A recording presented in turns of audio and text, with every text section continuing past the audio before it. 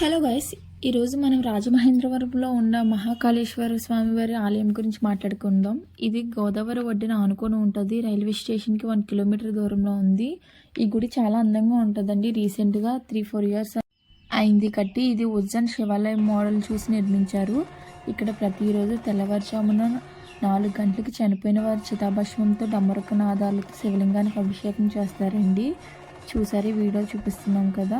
ఈ దేవాలయంలో 64 ఉపదేవాలయాలు కూడా ఉంటాయి. దీని చుట్టూ మధ్యలో స్వామివారి గర్భగుడి ఉంటుందండి.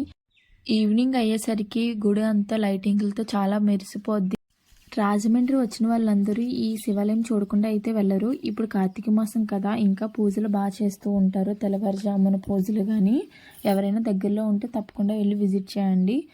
ఇక్కడ మెయిన్గా 4 వైపు ద్వారాలు, 4 నందీశ్వరులు, మధ్యలో శివలింగంతో 4 గోపురంతో గుడి అయితే చాలా అద్భుతంగా ఉంటుందండి.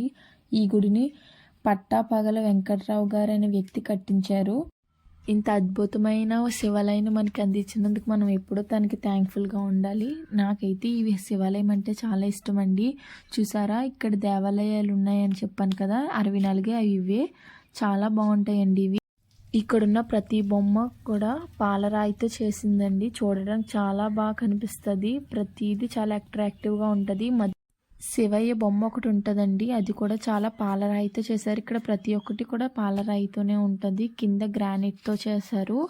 చాలా పెద్ద గుడి, చాలా అంటే చాలా. దీని వెనకాలే మనకి కైలాస భూమి ఉంటుంది. అక్కడే చనిపోయిన వారిని చితాభస్మం చేస్తారు. ఆ చితాభస్మంతోనే మనకి స్వామివారికి రోజు ఇక్కడ అభిషేకం చేస్తారు.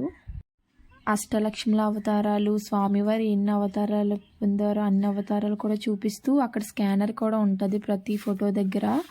ఆ స్కానర్ని స్కాన్ చేస్తే ఆ అమ్మవారి గురించి ప్రతి ఒక్కటి మనకి ఇన్ఫో ఇస్తారు. నాకు బాగా అనిపించింది. చాలా నీట్గా ఉంటుందండి. అంతా గ్లాస్, చాలా స్పేషియస్గా ఉంటుంది ఈ గుడి అయితే మాత్రం. ఎప్పుడు మాకు మనసు బాగాలేకపోయినా ఈ గుడికే వస్తాము. అప్పుడు మాకు చాలా ప్రశాంతంగా ఉంటుంది. చూడడానికి కూడా చాలా బాగా అనిపిస్తుంది కదా. నన్ను మ్యారేజ్ అయ్యాక ఫస్ట్ టైం మా హస్బెండ్ తీసుకెళ్ళింది అయితే ఈ ప్లేస్కే. నాకు బాగా గుర్తుంది ఇప్పటికి కూడా.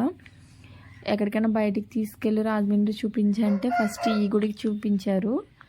నాకు అప్పుడే నచ్చేసింది, నా ఫేవరెట్ అయింది. ఇది జగన్నాథ స్వామి వారి గుడి అంట. అంటే మనం డైరెక్ట్గా వెళ్ళి చూడలేము, బట్ ఇలా అన్నా చూడగలం కదా.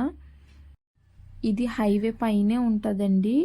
అంటే గోదావరి ఒడ్డున ఉండే రోడ్డు మీదే ఉంటుంది. మేబీ రాజమండ్రిలో ఉన్న వాళ్ళందరికీ తెలుస్తుంది. తెలియని వాళ్ళ గురించి చెప్తున్నాను. ఎవరైనా ఈసారి వెళ్ళినప్పుడు ఖచ్చితంగా విజిట్ చేయండి.